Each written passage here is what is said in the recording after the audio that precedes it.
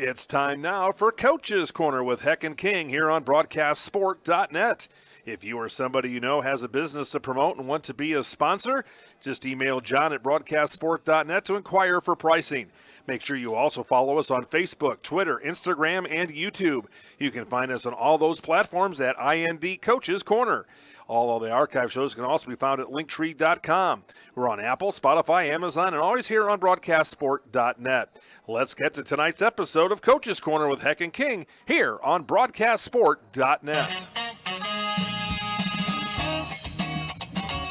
Ladies and gentlemen, you are about to be entertained by the Black Sedan Band. And I'm yours truly, host Carl on the mic. I guarantee you, if you want to dance, we don't mind you doing it. We gonna have a good time. Hey, well, I'm the friendly stranger in the Black Sedan. I want you to hop inside my car. I got pictures standing of a lovable man, and I can take you to the nearest star. I'm your vehicle, baby. I'll take you anywhere you wanna go. I'm your vehicle, woman. And by now I'm sure you know that I love you. I need you. I want you, got to have your child. Great God in heaven, you know I love. Welcome, sports fans, to Wings Etc. tonight. We have a new venue for tonight's show, and we're really excited to bring this show to you tonight. We have the great John Overmeyer spinning the dials for us and making this happen. We have a math teacher with us tonight. Coach Pat King taught math today. I was a math teacher today, and he looks the part today. I know. Got the vest. He looks professional. I know. I don't have sweats on or a pullover or anything. And I was a health teacher. I know, and I've got my John Dillman vest on. I'm all set. I'm part of the PE department, so I get to dress like a PE guy. Like a PE guy. Yep. So hey, we have a lot of basketball. We're going to have the great head coach from the Northwood Panthers, Manchester College graduate Aaron Wolfe. We're going to talk to Aaron about 7 o'clock tonight. Aaron's ball club will be in the state championship game against Guerin Catholic this coming weekend. We'll get Aaron's take on that and talk to him about his season. But before we get into hoops, there's a couple of things that I want to like delve into first a little bit. The WBC, the World Baseball Classic. It's been fun to watch. Really, really great baseball. The championship is tonight. The United States will play Japan tonight at approximately 7 o'clock. So as we're talking to Aaron Wolfe, they'll be throwing out the first pitch. What's your take on the World Baseball Classic? You know, I've watched several of the games, but what I like is to see how many major league players are actually playing in it from all the different countries. And, you know, it's been dominated a lot. I'm really interested in seeing the Dominican, Puerto Rico, Mexico, Cuba, and you see some familiar names dotting the lineup there, people going back to play for their countries, kind of like in the Olympic basketball. Guys from the NBA going back and playing for their countries. So I think there could be a great storyline from that game tonight. Mike Trout plays for Team USA, and his teammate on the Los Angeles Angels, Shohei Ohtani, who is the great pitcher and the great hitter, plays for Japan. So they were talking about later on Shohei may get into the game and may pitch in the later innings if the game is close. Right. So how about that matchup with fun. Shohei against Mike Trout? Same teammates. As soon as they finish there, they'll go to spring training. Who wins it? I mean, who wins that matchup with Shohei and Trout? I'm just going to go watch. I'm not even going to say because you just never know. No, I know. Baseball. Kind of like some of the basketball games this last weekend. You just never know.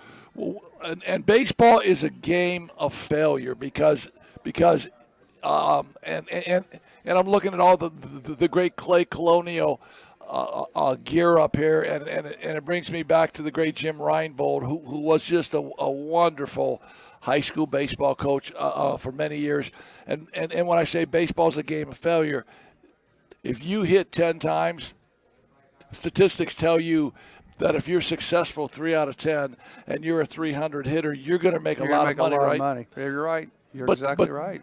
7 of those times out of the 10, you're going to fail. You fail. And John's the picture there. That number 4 was Reinbold's jersey. He is Clay baseball.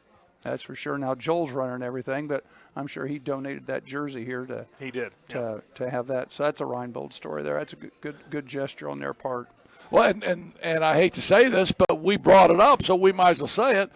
The South Bend School Board either voted or is going to vote to close Clay High School and refigure everything, redo the district lines. And when Clay High School closes, that's an era that has been dominant in sports in the South Bend area for a long time. And there'll be a lot of people emotional about it, but you're a South Bend guy, so you understand a little bit, even more than me, how Jackson opened up when you were in school, and then it closed, and everybody adjusted.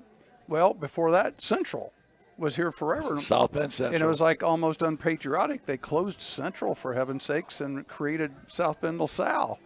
So, people are going, I'm sure there's I'm not going to do this, that, and the other. But they've closed Central. Then they closed Jackson.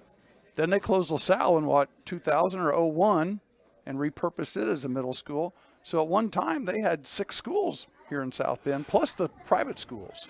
Yeah, and losing students. I think they said they lost like in the last decade they've lost 4,000 students, and when you multiply 4,000 times what the federal government gives you per student, that's a lot of money.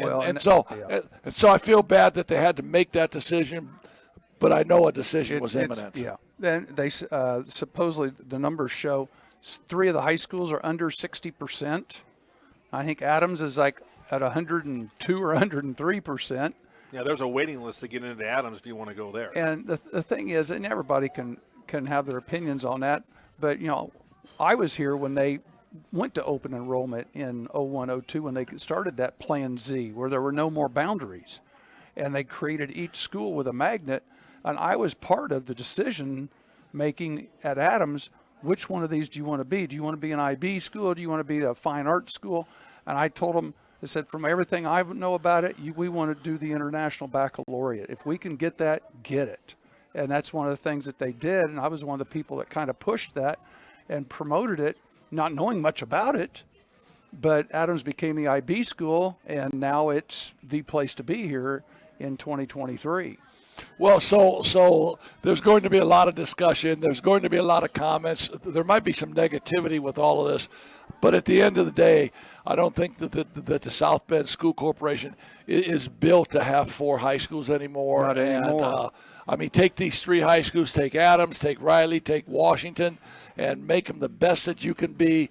Refine some boundaries, and both academically and athletically and everything else, make those 3 schools the best you can be. Going back to the WBC, I want your take on this. I don't know enough about it. I'm just going to go watch. No, I want your take on this. But to me, it's kind of like the Olympics. Edwin Diaz with the Mets.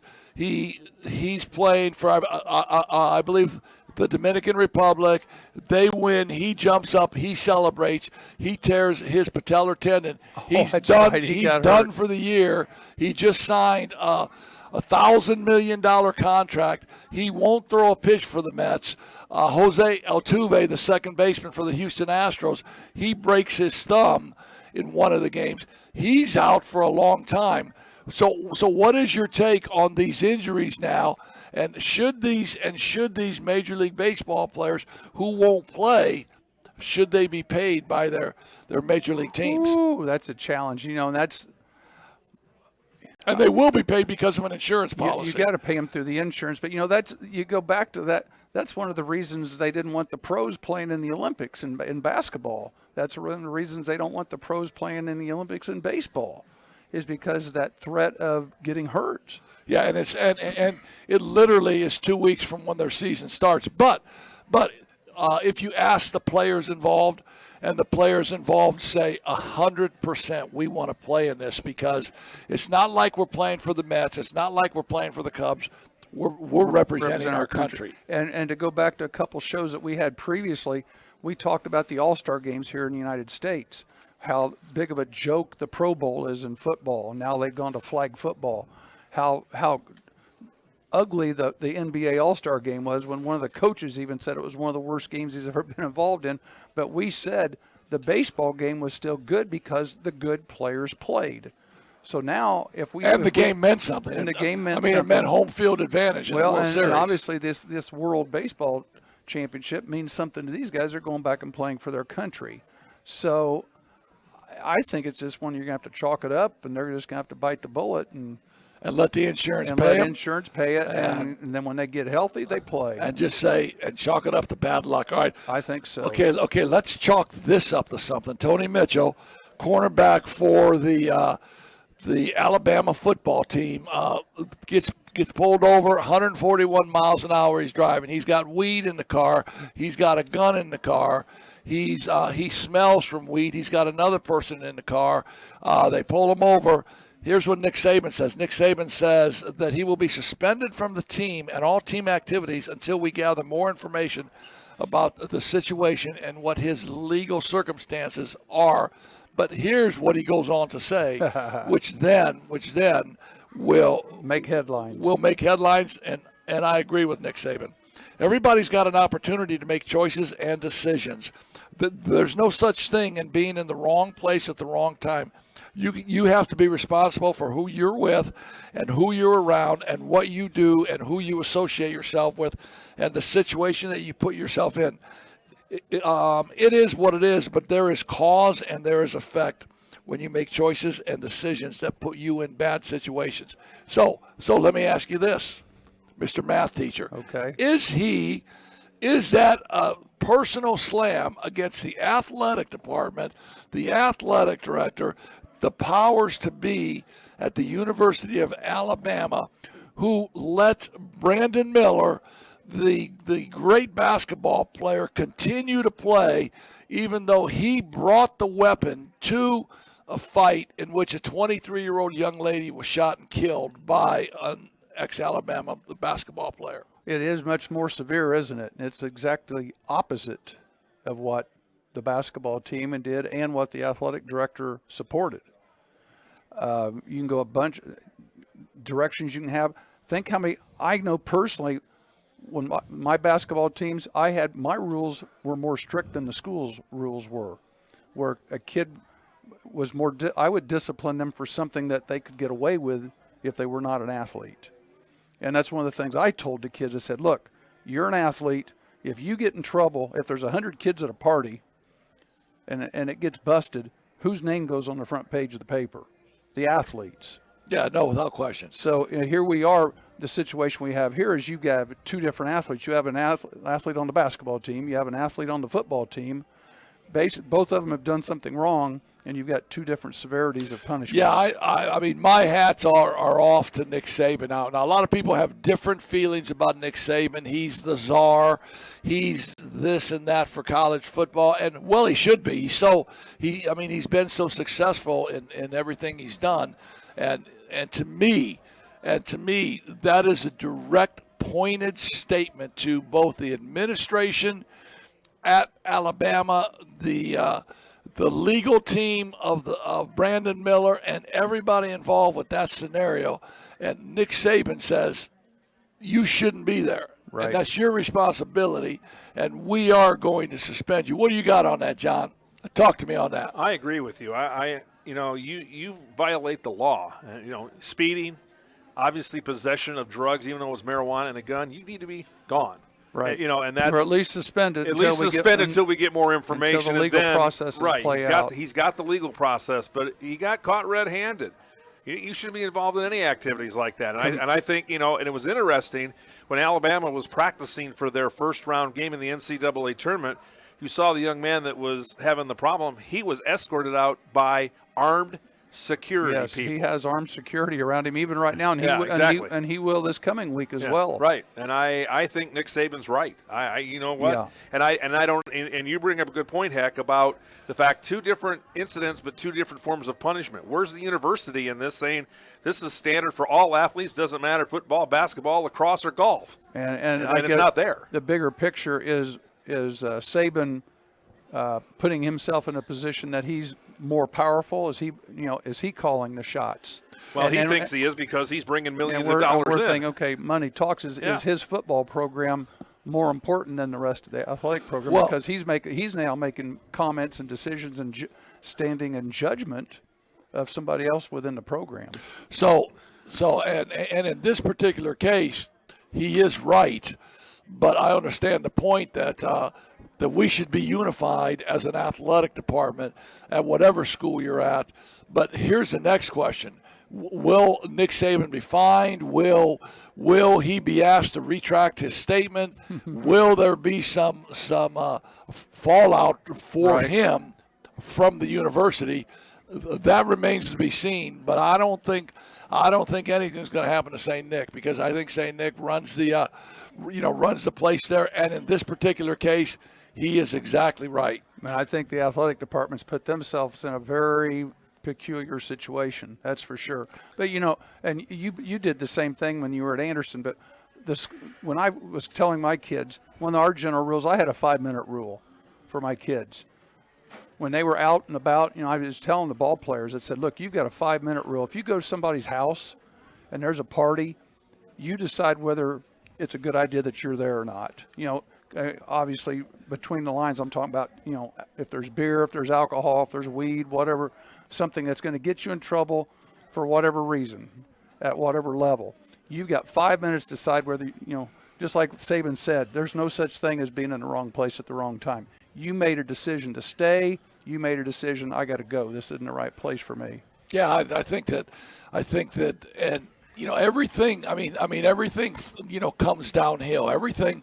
Whether it starts at the NBA, whether it's trends in how you play, it comes downhill to the college level, and then it trends downhill to the high school level.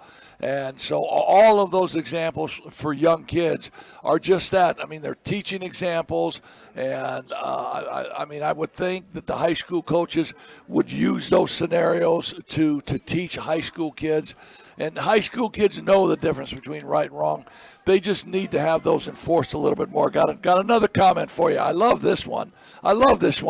So Rick Pitino 3 years ago. Okay. Rick Pitino says, if Iona will hire me, I will never coach at another university. I will coach for the rest of my career at Iona. I will work hard to bring Iona into the NCAA limelight. We'll get him to the tournament. And I remember that very, very specifically. I will not coach at any of this. Is my last stop in coaching. Right. Yesterday, Rick Pitino takes the head coaching job at St. John's. And signs a 6-year contract.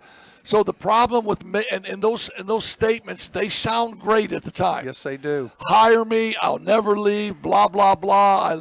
I love you. I'll never leave you. I will never. I'll coach Iona, until the cows come home. Mm-hmm. But when Rick Pitino has success, and St. John's comes at him with a little more cabbage, a little more green, a little more cash, where's that loyalty that Rick Pitino said 3 years ago?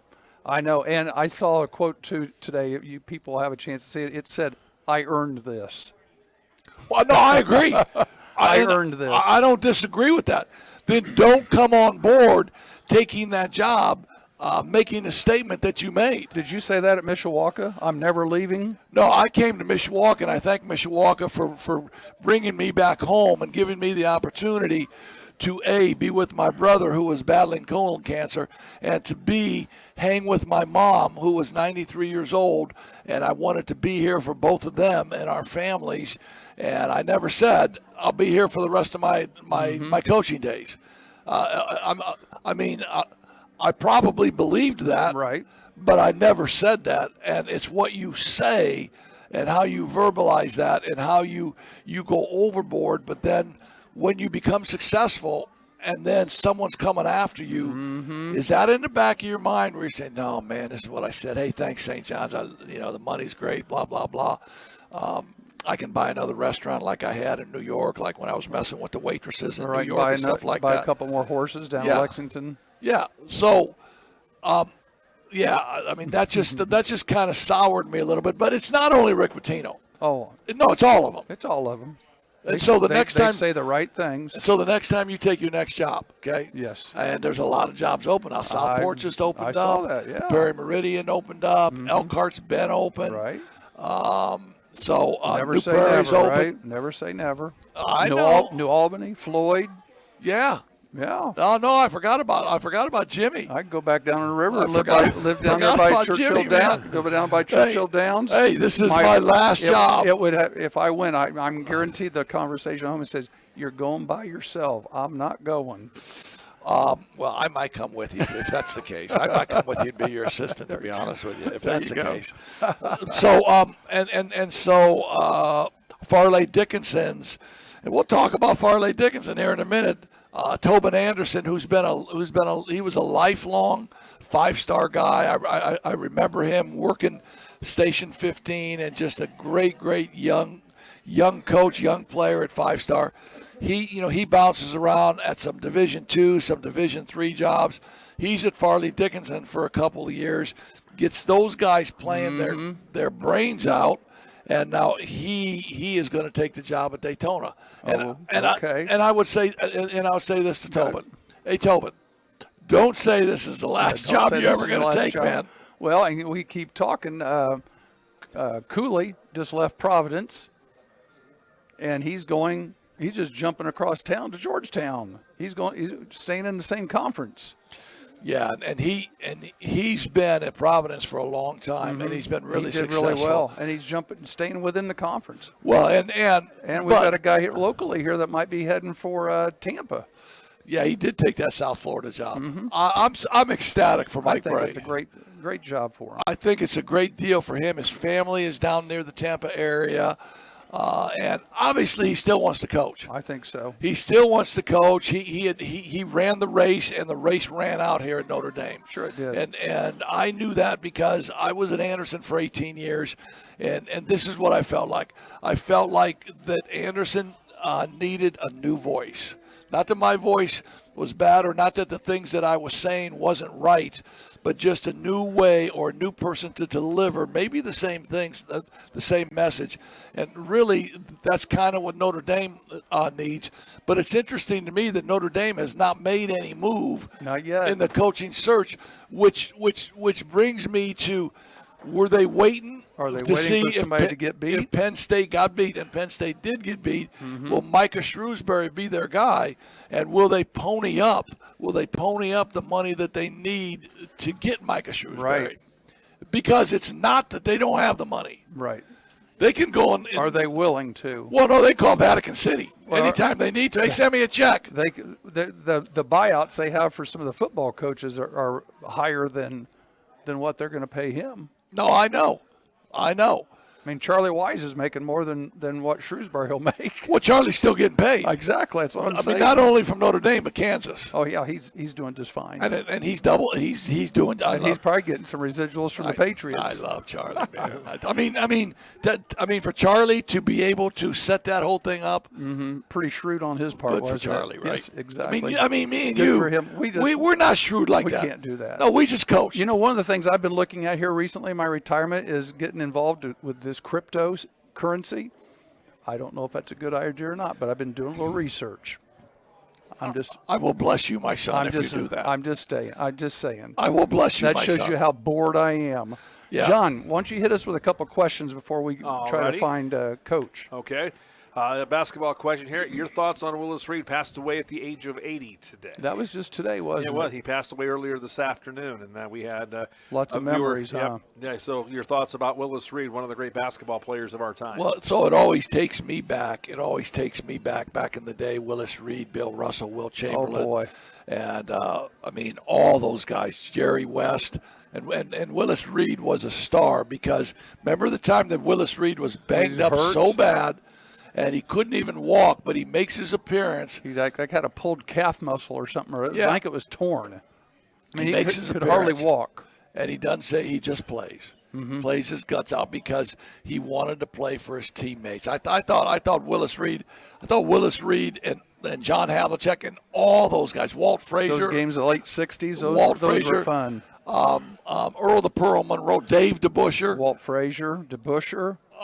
Bill Bradley. See, we can sit here and read their lineup off, and that was from the 60s. No, I know. And so I can read you the Bulls lineup from the 60s with Norm Van Leer and Jerry Sloan, Chet the Jet Walker and Butterbean Love. and Tom Boerwinkle, those guys. So they never took any games off. Michael Jordan and Pippen, they never took any games off to refresh their bodies. No. Today's NBA players, well, I'm gonna pay $100 to go see this player play.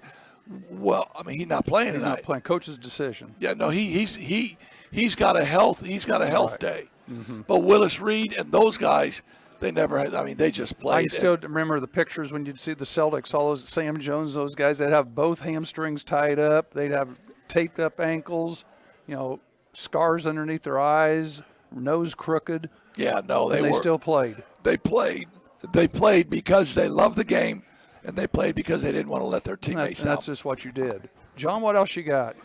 This one comes from David Lafayette. Who do you guys think will be the first quarterback to go in the NFL draft coming up in April? All right, who's got the first pick? The Carolina Panthers. Carolina Come on, Panthers. man. The Bears traded. Bears him. traded. Right. Come on, Coach. That was a setup.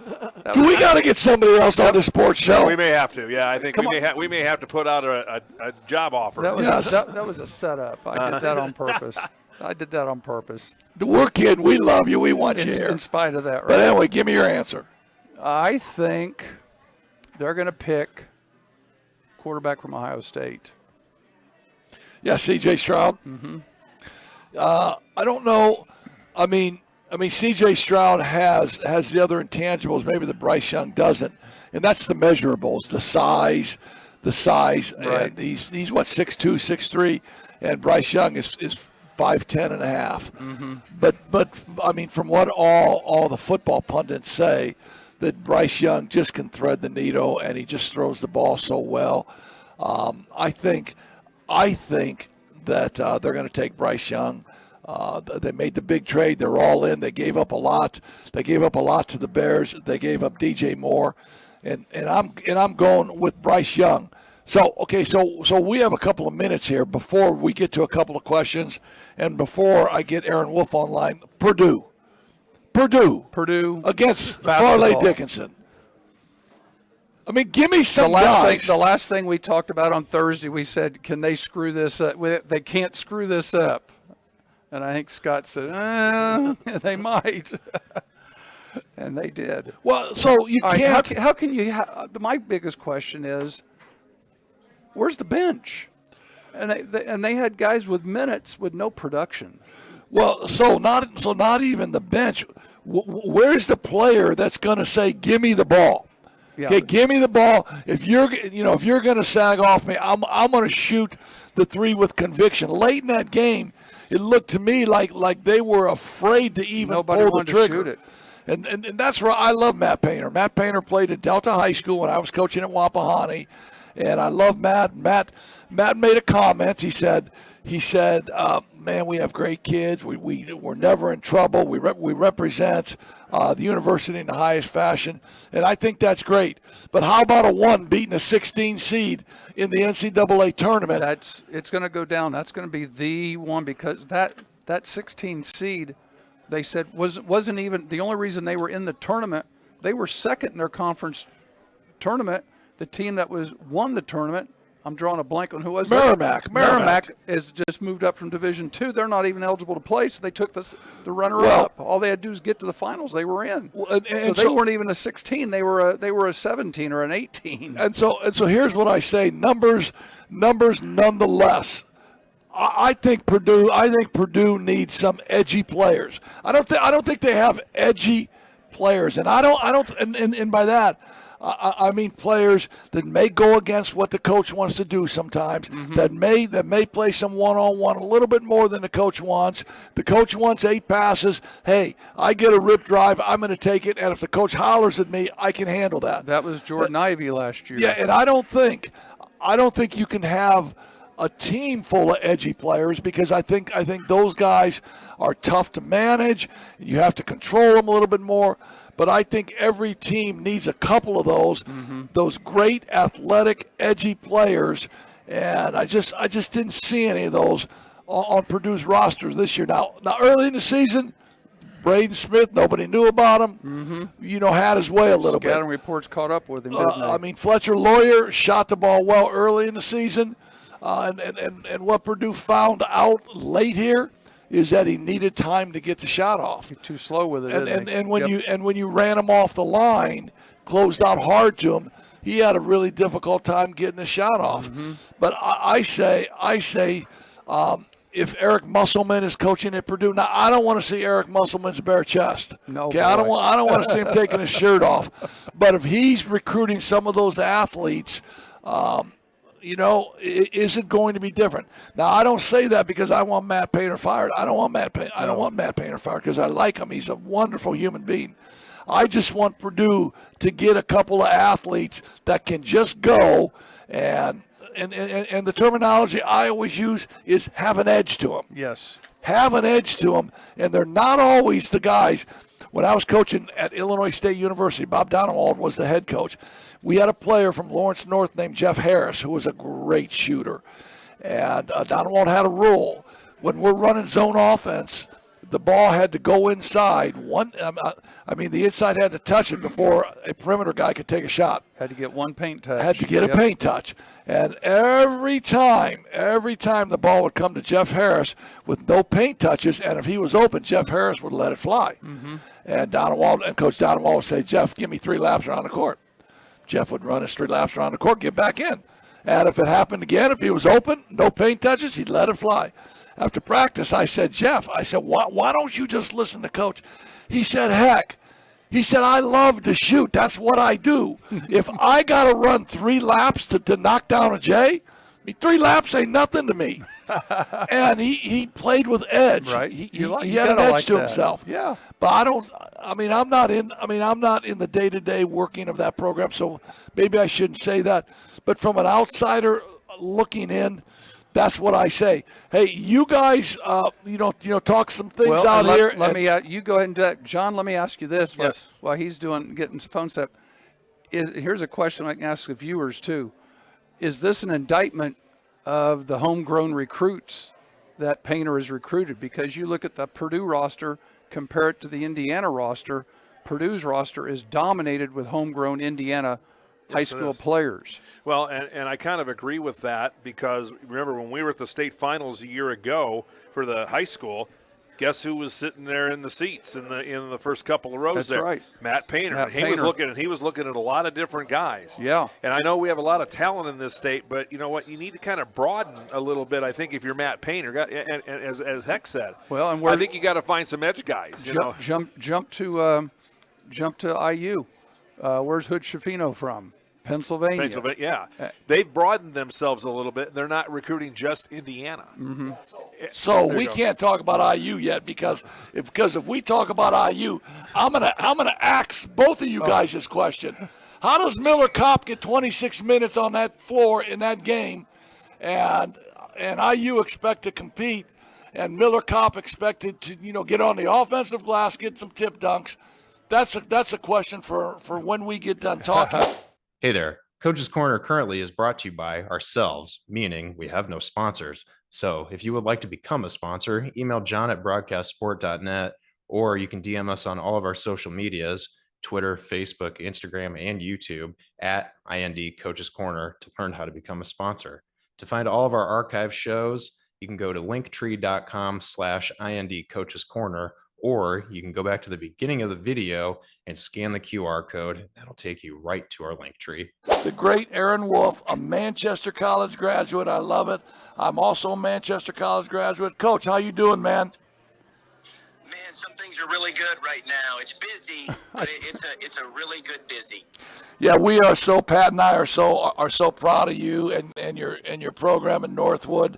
I mean, you've been there for a long time. You've coached a lot of games there. You've coached a lot of players, and you had great tournaments success on the sectional level. But now to be able to take the step from the regional to the semi-state and taking your team down to Indy, man, that's got to be exciting. Talk about your team and how your community's feeling and all those kinds of things. I think when you start to think about like the last few weeks, I think the most things that you think about is you could probably understand is really watching these players grow up. And this is my 16th year at Northwood, which means that I've had all of these guys in youth camps And when they watch some of the teams that maybe came up short in the past, or they might have gotten to the regional championship game, I think we were kind of stuck on that hurdle there for a little bit.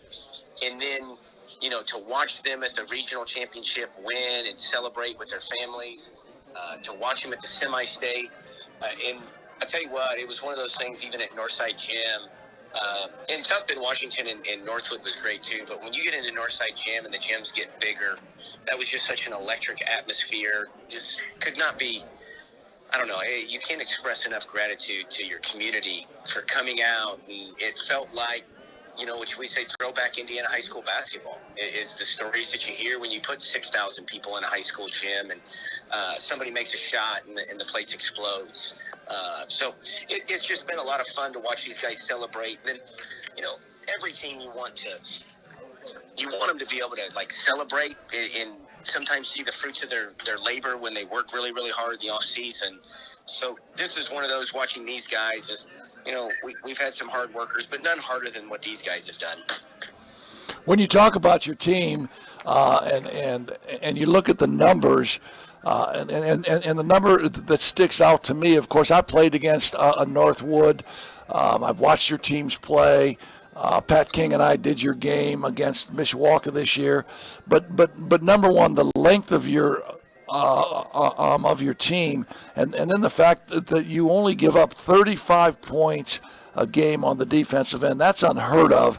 And when you talk about, being well-versed to be very successful in a tournament run, and you can do that with your defense, that's amazing. And I think some of that goes to, obviously there's pace of play that ties into your overall defensive average. But we kind of play in some games this year where people have made us guard for long possessions.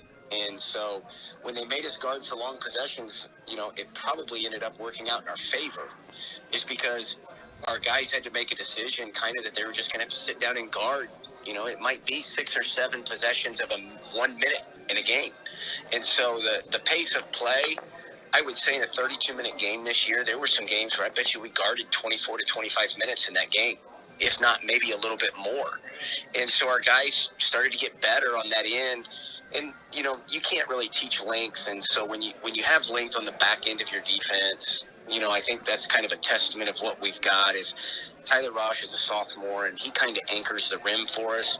And it allowed us probably to expand on the perimeter a little bit, take some more risks on the perimeter. If you maybe ran through a passing lane, or if you got too tight to a guy and he kind of beat you off the dribble, there was always a security net, which made you more confident. But I think it was kind of a commitment. I think probably to the defensive end, I think we've got a few individual defenders that can stay in front of the ball. And then, the other one is that it's really hard to teach decision making. Good help, bad help on the defensive end. Some of these guys have just a really good knack, of when to help, where to help, and how to help, even if somebody gets beat. So we've just been fortunate. I think you can testify. The magic is in the players, and we're just fortunate we've got ours. Well, I don't really believe that all the time. I think the magic is in the coaches too, because I know you guys. I know you guys coach your brains out. I know you do all the right drill work, and I know you work hard to put your players in the right position to succeed, and then let their abilities take over. So I think a lot of your success at Northwood is really tied to your coaching and your coaching staff. Talk about some of your assistant coaches there. Well, I think there's guys that like you and Coach King that as I'm coming up as a young coach in Indiana, that you're just trying to take as much from when you watch film from other coaches and you see some of the legends that we've had in our league that I've gotten to be on the opposite ends of, and you just when you're scouting, you kind of just try to absorb what other guys are doing with their teams, and it gets so impressive if you've been in this area for a while. We could list some Mount Rushmore coaches, but then I was just so fortunate that the first call, I think it was 16 years ago, I knew Phil Leckleitner when I was before I went to Warsaw. He was in the Northwood district, and I was so fortunate that I knew him. And he was, when I first took the job, he was my first phone call. And so, I'm forever grateful. Phil Leckleitner, if you look at every championship for Panther basketball in the history of our 54 years, Phil has been a part of every single one except one. And so that is just a staple. I mean, you have to start with Phil. Just a tremendous energy guy. I mean, Phil graduated in 1972, and he still brings the most energy in our practice. Just a tremendous competitor, has always worked with our bigs, and has kind of guided me along even as a young coach when I first got the job. And so then you look at Phil, but then now I've got his son on our staff who was a 2006 graduate from Northwood. So we've got a player who had tremendous success under Dan Gunn, was a tremendous teacher, and just I think when you look at our staff, like they bring different things to where, sometimes I like to say that defense sometimes is chaos, but offense is sometimes like music. And where Phil brings, an energy and a chaos to our rebounding and our defense, that type of energy, Zach is more reflective where, from an offensive standpoint, is just really, really good. Coaching our team offense and individual offensive guys. My father-in-law, Sam Sheets, has now been with me since 2013. And when you're talking about just somebody who's unbelievably dependable, loves our players, loves our program, Sam is one of those servant leaders that it does not matter what you need in your basketball program. Sam's going to do it, fill that gap. We've got Chad Sellers, who's been with us now for 2 years. He's our former AD. He graduated from Northwood High School, played for me in 2016. Just tremendous IQ.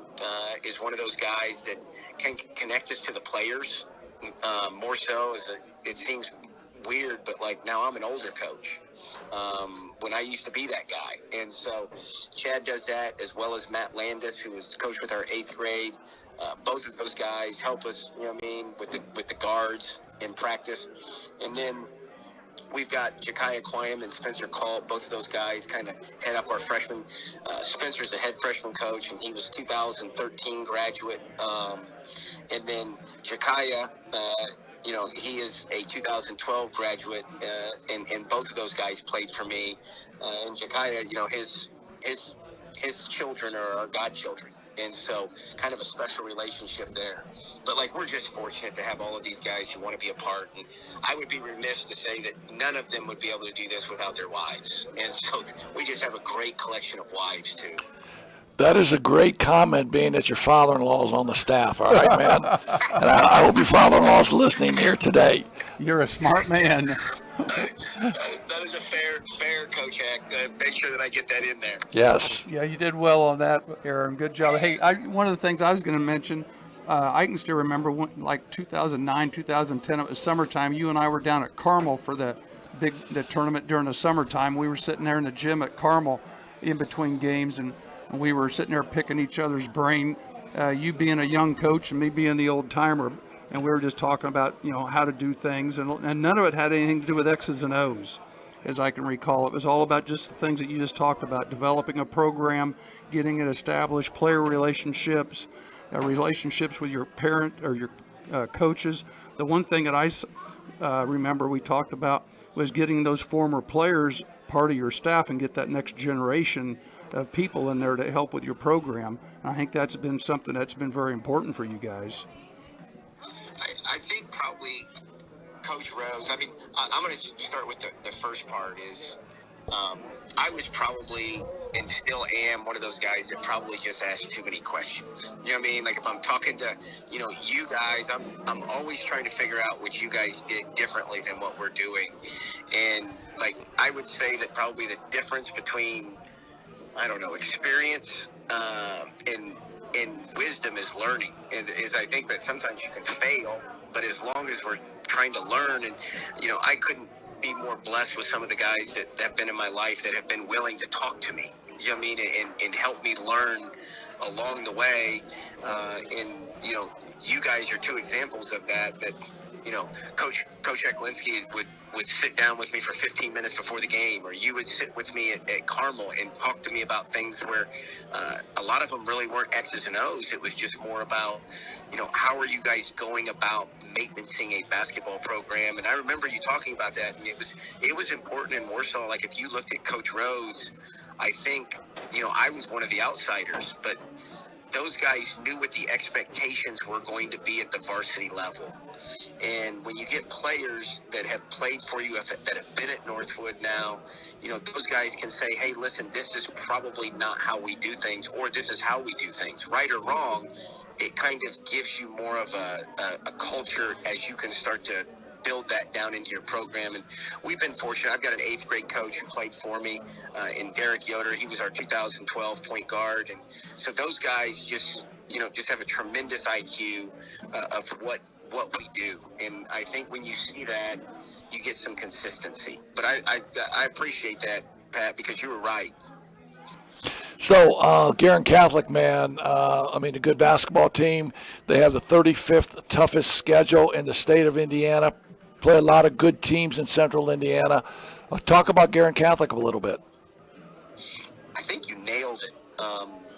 And I don't know if you can really – it's hard to explain to people that right now that as you move closer to the center of Indianapolis that there's levels to this thing, and the game changes a little bit. I mean, speed, rhythm, balance, physicality, freedom of movement. And so, Guerin Catholic has been exposed to that. And I think the first thing, even like we just got done playing Dwenger, and, I think a lot of people would I'd call it the untrained eye, would look and say, well, they're 13-13. Well, I don't know if you can really judge somebody by their record until you play the exact same schedule. And so Guerin Catholic, I don't know. I know they've won 20 games. And I think the biggest indicator is that, I was actually shocked that they won that semi-state by double figures in both games. Because I know Beech Grove is good because we've been on the floor with them. And then Scottsburg, I know, is a very, very good basketball team, and they ran away from Scottsburg. And so now film is just so hard to tell, like, how long they are, how physical somebody is, what it looks like to try to stay in front of somebody, their drive. You just don't understand sometimes when you see the film. But if they played the 35 best schedule and that they just, walk through that semi-state down there, that they are really, really good. They've got good guards. A couple of good stories is I think that Brian Cardinal's son is now starting for them at one post. They're 6'7". There's another Dylan Moran's, and Coach Alford texted me probably 10 minutes after we won the semi-state and says, hey, congratulations, you got one of my players' sons from Southwest Missouri State. So Paul Moran's played for Coach Alford at Southwest Missouri State. Then they have two guys that have, I've seen a lot in AAU, and Rob Sorensen is just such an aggressive scorer, just really, really explosive. Jack Cherry is another guy that we saw in AAU that played for Kyle Guy Elite. We saw him a lot. And then they've got a point guard who's really, really shifty. He's been playing really good. And so when you put it all together, they're high skill. Every time I look at game film, it almost makes you it's almost scary, because I think one thing that we get caught up in is we watch all of their good plays. It's just like, do these guys make any mistakes? You know what I mean? Like, you just watch all of their baskets and you're just like, golly, these guys are really, really good. But I think, we've got a pretty good basketball team too. So, I mean, I don't think we expected to go down to the state championship and play a bad team. We just want a chance to win. And so I think that's one of the things you factor into it. But they're really good guys. I mean, like, anytime you get down there and you're playing anyone in a state championship, I mean, high confidence because they're champions, good players. We just have to, do what we can to be around in the fourth quarter.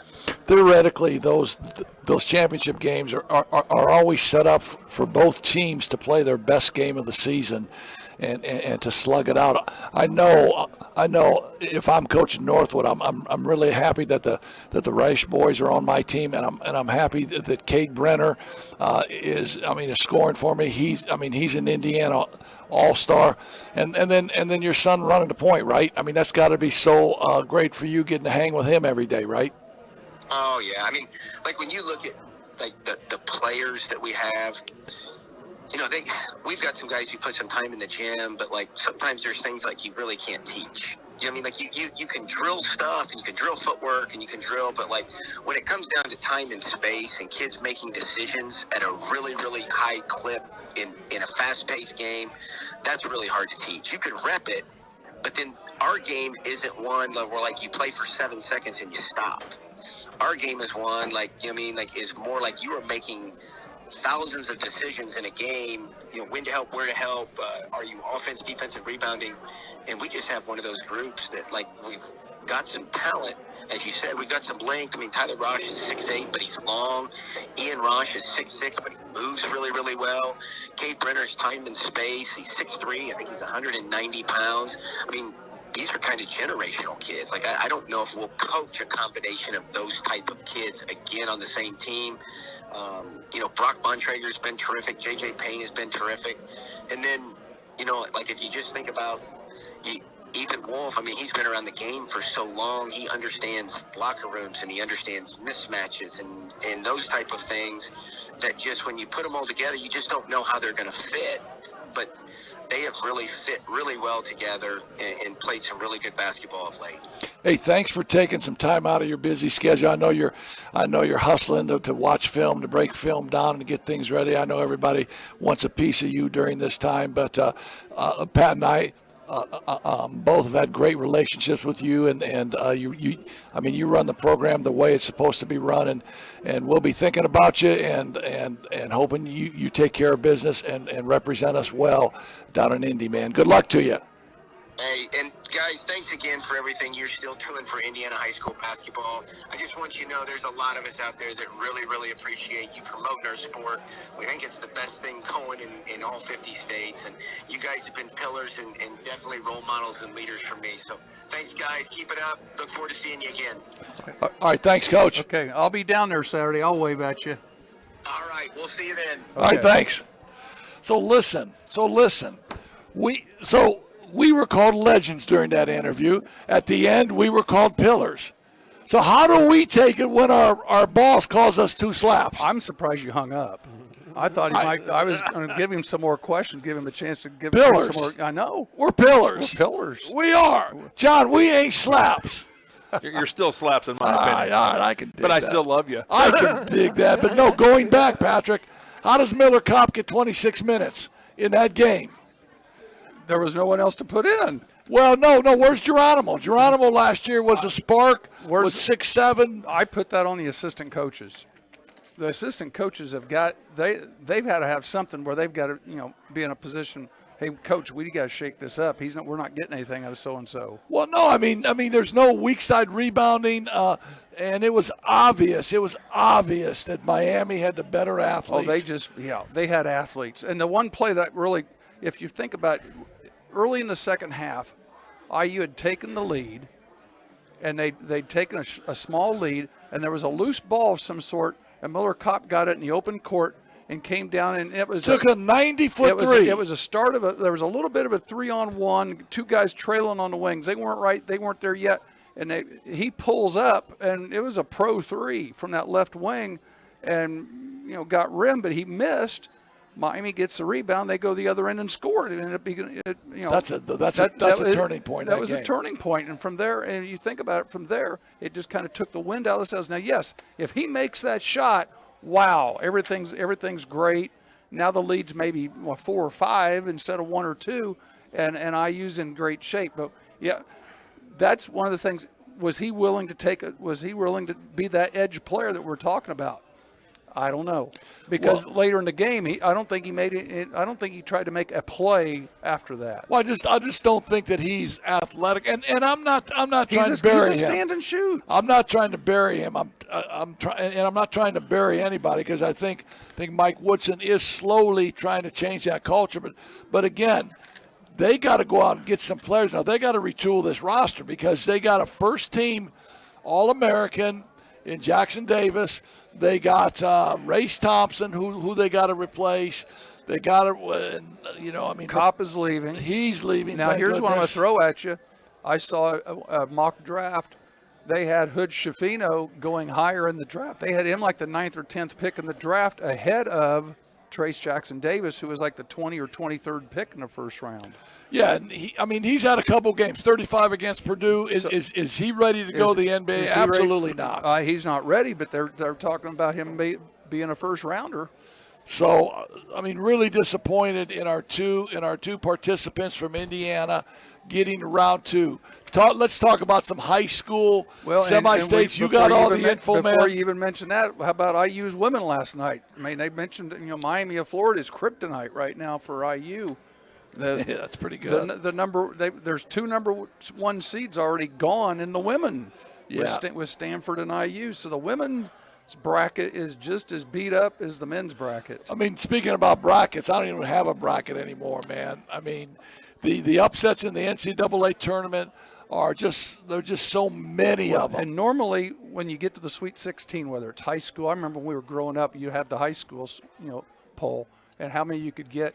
Usually 11 or 12, you were doing pretty well. I have 8 in that college, but I only have 8 teams left. But we were talking about the 3A high school. We mentioned Guerin Catholic. Sectional, they had 2 rematches. In the sectional. They had to play Brebeuf. They had to play Chittard, 2 teams that beat them during the season, and they beat both of them. They beat Brebeuf on Saturday night or Friday night by 13. They turned around and beat Chittard in the championship by 12. So there's 2 double-digit wins on rematches. And obviously Guerin Catholic is playing really, really well at the right time. Guerin Catholic was coached 5 years ago by the great Pete Smith. Pete Smith won 2 state championships at Guerin Catholic. And again, it's a team that plays in Central Indiana, plays a tough schedule, but they're 3A. Yes. And that's what makes that a great job. If all of a sudden they get 150 more move-ins and they go to 4A, that's just another job, right? Exactly. But being a private school, they can control that. Why do you think Marion and St. Joe are still 3As up here? And we can talk some more about these in our Thursday podcast that we'll mention here in a minute. You want to look at the 4A? Talk about the 4A that you got on there. Yeah, so, or what you got up there? You got 1A? I don't care. Well, we got them all. We got Southwood 15-12, Indianapolis Lutheran 19-7. Sagarin picks Lutheran 59-53. And there's another Indianapolis school, private school, playing Indianapolis competition. Without question. Lutheran 4th in 1A. Southwood is 8th in 1A. Southwood 15-12, obviously playing well at the end of the season. They're playing well, sure they are. Class 2A, Lynn Stockton. We talked about this last week. Coach Joey Hart gets busted for drinking and driving. His basketball team 29-1. He's no longer coaching it. As a matter of fact, I don't know if he'll ever be part of it anymore. But they play Fort Wayne Blackhawk. And again, Fort Wayne Blackhawk is going to play a beefed-up schedule. And they're a 1A school that's moved up to 2, playing a Fort Wayne schedule. Yes, and so at some point in time, that does matter. Although Lynn Stockton 29-1, great season, but you always look at strength of schedule. But sometimes you throw that stuff out. Sometimes it just becomes, let's go another play ball right. and let's see who shoots we it saw well. that with the colleges, that's for sure. Yeah, and then we've already talked about Northwood and Guerin Catholic. I think, can Kokomo play with Ben Davis? Well, I just think the big boy from Kokomo has to have just a monster game, and he has to have the game of his career, because Ben Davis at 32 and zip, and Don Carlisle, a former Ben Davis player, by the way, and he just was named the Indiana All-Star coach. And I got to give him a buzz. I got to give him a buzz and tell him that great honor, wonderful, go win the state, but there's a lot of pressure, man, because you got to win both of those All-Star games. That's for sure. You got to win both of those games. And Sagarin has Ben Davis winning 62-51. I think that's too much, but okay. And I pretty much think that Ben Davis will win that game too. And when we talk about 4A, we talk about Penn getting beat by Kokomo. Great game. And Penn you takes guys down saw Hammond that. Central. I did not see that. I was over at Elkhart. John, talk about that game a little bit. That Kokomo Penn Penn. Kokomo game. That was a great game, back and forth, and obviously the big kid, the Indiana Gatorade Player of the Year, and Bagunda, he had a monster day. It's like 25 points and 22 rebounds. Something I like think that, I yeah. saw. Yeah, 22 by himself. Yeah, by himself. That sounds like one of our games. Yeah, back in right. the day. Yeah, was right. us. Yeah, okay. No, Penn played their hearts out. They really did, but they just could not contain the big fella, and that was the problem. And then at the end of the game situation, Joey Garwood hits a three with like 5 seconds left, but the clock doesn't stop. They were out of timeouts. So all Kokomo did is hold the ball, Yeah. and they win by one. Yeah, that's a big thing to always tell your kids. Don't inbound it. You don't have to. Exactly. Hey, John, give me another question. You had some questions. One Yeah, more question. One more question. What do you guys think of the new format of the college football playoff? You got anything with basketball? Yeah. Give me a basketball one. 12 teams, it's fine. Should Matt Painter be fired with the losses the last 3 years to double-digit seeds in the NCAA tournament? This is from Mitch and Kokomo. No. No, I don't think. I mean, we're That's an former coaches. overreaction. That's an overreaction. I mean, we're former coaches, so we have empathy for coaches, and we say, no, we don't want anybody fired. Should there be some changes in some of the players you go get, and should you go get some edge guys like we talked about? Absolutely. When I think the NIL is going to change all that anyway. So Yeah. they're going to have to. No, absolutely. I want to congratulate Bethel. The Bethel Pilots won the National Christian Collegiate Athletic Administration Tournament. They beat a team from South Carolina called Clinton. Bethel had a lot of guys out, a lot of guys injured. Drew Lutz, the former Penn Kingsman, went for 40, and congratulations to Steve Draben, the ex-Laporte All-Star, for coaching those Pilots up and getting that championship. Hey, it's been a great time here at Wings, a great place. If you're out and about, stop in and get some wings. Tell them that you listen to our show, and we'll look forward to seeing you from Bar Louie's again next Monday night, guys. And to put in between that, Thursday, 5 o'clock, we're going to do another remote from your house, my house, and we're going to do one. We'll talk specifically about the Thursday night college games, Friday night college games. You can also find this episode on YouTube. We've now also moved to YouTube, where you can see that. It's archived here on Broadcast Sport. It's now an addition YouTube. We're now YouTube stars. And then also we're pillars, we're legends, we're YouTube stars. But John Overmeyer says we're great guys. Yes, we are. John, Two best coaches I've ever met. you better. We're legends in our own mind. We'll see you guys will see you next Thursday week. or Monday. All right, so join us here Thanks. for Coach's Corner again next week. And, of course, we'll have this archived soon here on BroadcastSports.net. Have a great weekend, and we'll talk to you again on Monday from Bar Louie's here on Coach's Corner.